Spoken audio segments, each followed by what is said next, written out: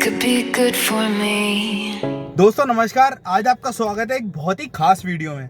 ये वीडियो मैं बहुत दिनों से शूट करना चाह रहा था बट कर नहीं पा रहा था किसी न किसी कारण से। एक्चुअली ये है हमारी गाड़ी के बारे में। ये हमारी गाड़ी है टाटा बोल्ट, जिसको हमने 2015 में लिया था और अब इसको हो चुके हैं 2,03,105 किलोमीटर। आप सोच सकते हैं इसने करीब 7.5 सालों में इतना किलोमीटर का डिस्टेंस कवर किया है और बहुत ही ज़बरदस्त इसने परफॉर्म करके दिया है इतने सालों में। तो चलिए आज करते हैं इसका रिव्यू और जानते हैं कैसा एक्सपीरियंस रहा हमारा इस गाड़ी के साथ इतने सालों में और क्या क्या एडवेंचर हमने इसके साथ किए हैं। चलिए वीडियो को शुरू करते हैं। चारों तरफ से आपको एक ओवरव्यू दे देता हूँ गाड़ी का। हालांकि इसमें थोड़ा काम होना है अभी, क्योंकि इतने साल हुए हैं तो ऑब्वियसली थोड़ा टच तो होती ही हैं गाड़ियाँ। तो उस काम को अगर हम छोड़ दें तो गाड़ी ने परफॉर्म बहुत अच्छा किया है और इतने कर्रे इम्पैक्ट झेले हैं कि कोई और गाड़ी तो इतने में बोल ही जाती। मैं आपको पीछे का सबसे पहला इम्पैक्ट इस गाड़ी का दिखाता हूँ। ये हुआ था बोलेरो से। ये जो आप देख रहे हैं ना, ये क्रैक, ये आया है बोलेरो कैंपर के पीछे ठुक जाने से। आप अंदाज़ा लगा सकते हैं कि इतनी हैवी गाड़ी ठुकी और इसका बस ये डैमेज हुआ है। ये अंदर चला गया था, इसको वापस निकाल दिया बाहर और गाड़ी वॉज टोटली फाइन और बोलेरो कैंपर पूरी हिल गई थी।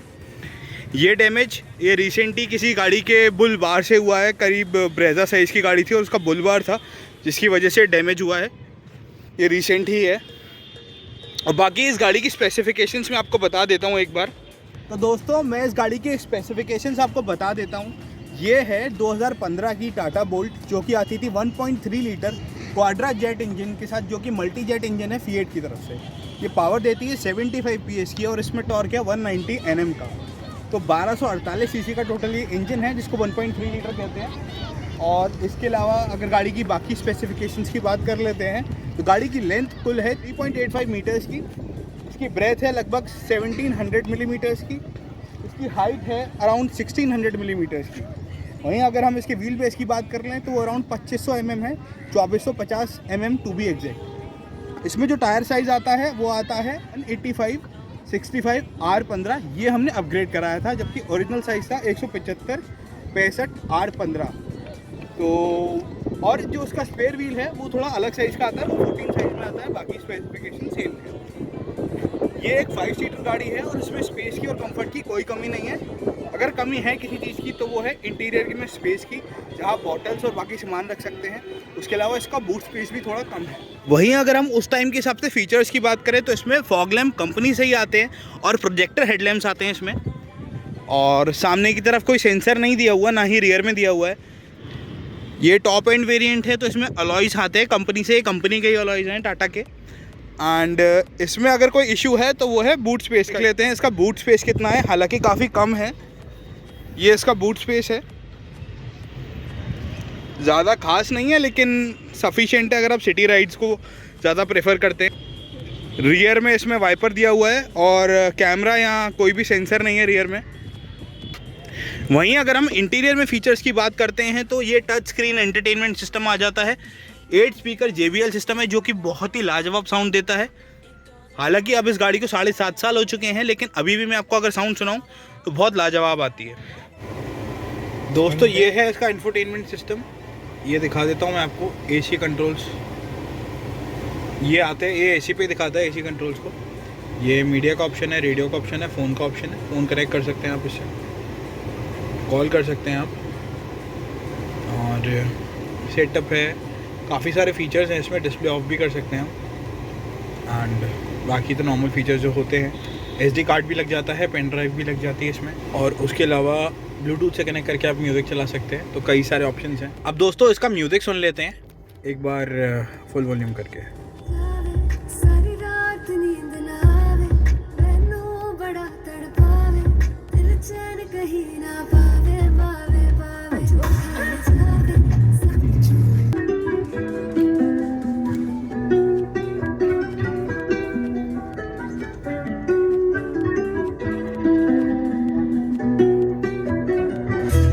सुरमा काला बुलाते लारे नी मुंह पे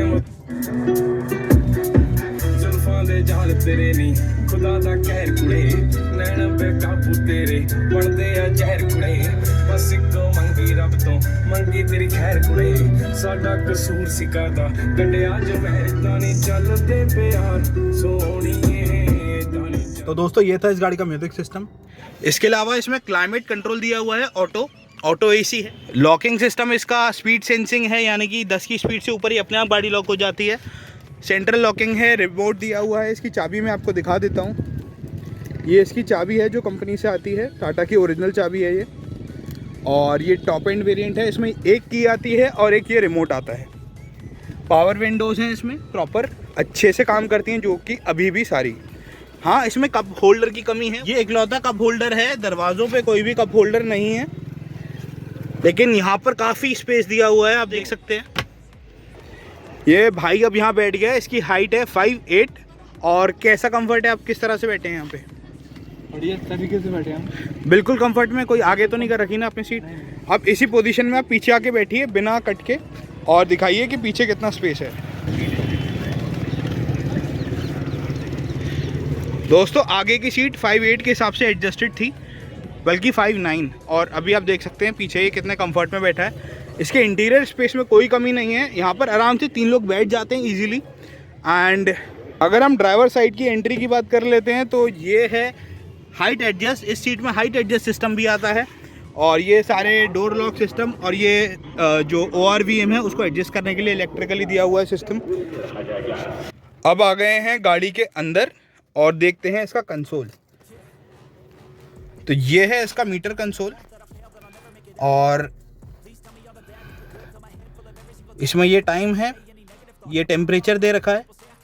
हालांकि उतना एक्यूरेट नहीं है टेम्परेचर, लेकिन फिर भी दिया हुआ है फीचर। ये सर्विस के लिए जो किलोमीटर और डेज हैं। ये एवरेज है, करंट एवरेज, ये सिटी का एवरेज है। अभी आप जो देख रहे हैं 20, ये और ट्रिप पहले से बाद में जो सेट किया उसका है। उसके बाद आता है डिस्टेंस टू एम्प्टी। हालांकि डीजल नहीं है गाड़ी में, तो अभी डलवाना पड़ेगा। और अब स्टीयरिंग के फीचर्स की बात कर लेते हैं, तो ये वॉल्यूम कंट्रोल्स आ जाते हैं। ये म्यूट करने और कॉल रखने का है। ये रेडियो स्टेशन और सॉन्ग्स को चेंज करने के लिए है। वहीं इस साइड पर आ जाता है कॉल उठाने के लिए या फिर वॉइस कंट्रोल चलाने के लिए।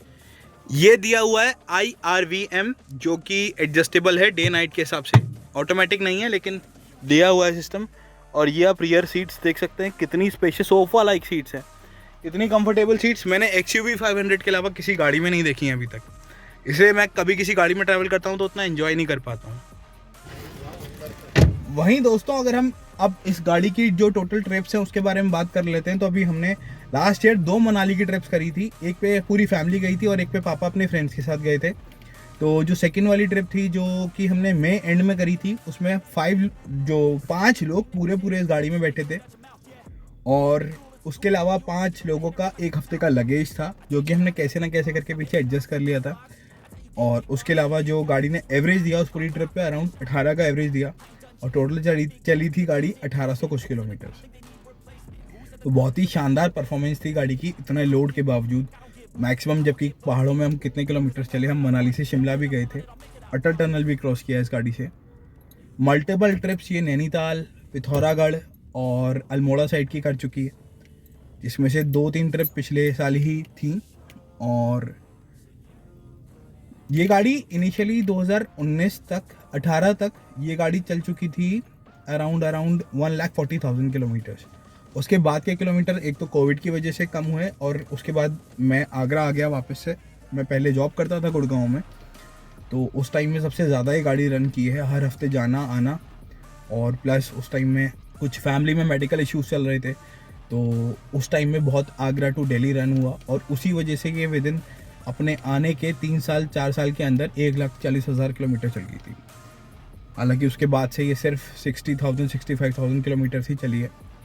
वहीं इसकी टॉप स्पीड की बात करते हैं तो इसका कई बार टॉप स्पीड रन किया है, लेकिन प्राइवेट रोड्स पर किया है, हाईवेज पे नहीं किया। तो अराउंड 175 किलोमीटर तक की जो स्पीड है उस तक ये गाड़ी गई है ईजीली, और उससे ऊपर भी जाने की क्षमता रखती है, लेकिन हम लोग सेफ्टी की वजह से नहीं लेके गए। एवरेज की अगर आप बात कर लेते हैं तो इसने अपना बेस्ट जो एवरेज दिया है अराउंड 25 का दिया है, और नॉर्मली ये 20-22 का एवरेज एसी में दे देती है। नॉन एसी में चलाएंगे तो 23-24 नॉर्मल इसका एवरेज है। वहीं अगर इस गाड़ी की कमियों की बात कर लेते हैं तो सबसे पहला कंसर्न है इसका जो बूट स्पेस है वो, और दूसरा जो एर्गोनॉमिक इश्यूज़ हैं इस गाड़ी में, यानी कि बॉटल रखने की जगह नहीं है प्रॉपर, आपके पास ऐसे पोर्ट्स नहीं है, ऐसी जगह ही नहीं है जहाँ पर आप सामान रख सकें। चार्जिंग के लिए बस एक ही पोर्ट दिया गया है, वो यहाँ पर है, दैट्स इट। इसके अलावा चार्जिंग का ध्यान नहीं रखा गया, और थोड़े एर्गोनॉमिक इश्यूज ज़रूर हैं इस गाड़ी में, लेकिन ये गाड़ी है बहुत बेहतरीन। टाटा का फाइनेस्ट प्रोडक्ट है, वन ऑफ द फाइनेस्ट। उस टाइम में ये फाइनेस्ट प्रोडक्ट था जब ये आया था। वहीं अगर अभी मैं आज की नेक्सॉन को चलाता हूँ या यूज़ करता हूँ तो उसके दरवाजे हल्के हो गए हैं हमारी जो बोल्ट आती है उससे, जबकि सेम प्लेटफॉर्म पे बनी है गाड़ियाँ। इस इंजन की तो क्या ही बात करें, इतना लाजवाब ये इंजन है। 1.3 लीटर एवरेज, इतना माशाल्लाह एवरेज देता है। प्लस जो इसकी जो पिकअप है, जो कि इसकी इंजन की परफॉर्मेंस है, वो बहुत ही गजब निकल के आती है। तो ये गाड़ी दिल के बहुत ही करीब है, बहुत ही ख़ास है और हमारी फेवरेट है, इसीलिए हमने ली। उस टाइम हमारे पास ऑप्शन था स्विफ्ट लेने का, ETS लेने का, लेकिन हमने सब छोड़कर इस गाड़ी को प्रेफर किया क्योंकि अपने रेट में ये हमें दे रही थी बेस्ट फीचर्स, बेस्ट परफॉर्मेंस। तो दोस्तों ये थी हमारी टाटा बोल्ट, जिसका एक रिव्यू मैं बहुत दिनों से लेके आना चाह रहा था। ये मेरी कोशिश थी उस गाड़ी को एक एक्सप्लेनेशन देने की, या फिर आपके सामने लेके आने की कि ये 2 लाख किलोमीटर कैसे रहे हैं इस गाड़ी के लिए। मैक्सिमम हाईवे रन था, सिटी में बहुत कम चली है, जितनी ज़रूरत होती है सिटी में ज़्यादा रन हो नहीं पाता है। मेरे ख्याल से जो 2 लाख किलोमीटर से ऊपर चली है उसमें से 10,000 15,000 चली होगी सिटी में, rest all is highways, mountains and all. इसलिए ट्रिप्स बहुत करी हैं, फैमिली ट्रिप बहुत करी है इस गाड़ी ने, और बहुत ही लाजवाब परफॉर्मेंस है। अगर ये आज भी आती अपडेटेड फीचर्स के साथ तो हम इसी गाड़ी को प्रेफर करते। बस एक चीज़ और होती उसमें, वो होता एक्स्ट्रा लगेज के लिए space, boot space. That's it. इस गाड़ी में कोई कमी नहीं है जो मैं इसको बोलूँ। कोई मन नहीं है इस गाड़ी को कभी रीसेल करने का, तो हम इसको पूरे 15 साल रखने की कोशिश करेंगे, इसको मेंटेन करेंगे, और बहुत जल्द इसका एक मेकओवर कराने की हमारी प्लानिंग है। तो जल्द से जल्द इसको ओरिजिनल रूप में रिटेन करने वाले हैं हम लोग। जो आई थी, जिस तरह से नई गाड़ी आई थी, कुछ उसी तरीके का इसका प्रारूप हम बनाने की कोशिश करेंगे कुछ टाइम बाद। दोस्तों ये वीडियो थी टाटा बोल्ट के बारे में, जो कि हमारी एक फैमिली कार है। अगर वीडियो आपको अच्छी लगी तो वीडियो को लाइक करें, शेयर करें और चैनल को सब्सक्राइब करें, और लोगों को बताएं कि टाटा का प्रोडक्ट कितना शानदार होता है और आप कितना भरोसा कर सकते हैं टाटा के प्रोडक्ट पे। ठीक है दोस्तों, करते हैं वीडियो को एंड, मिलते हैं नेक्स्ट वीडियो में, तब तक के लिए धन्यवाद। You can still go, even when you feel slow, you can still go, even when there's no hope, you can still go, I never answer to no, man, I still go, go, go.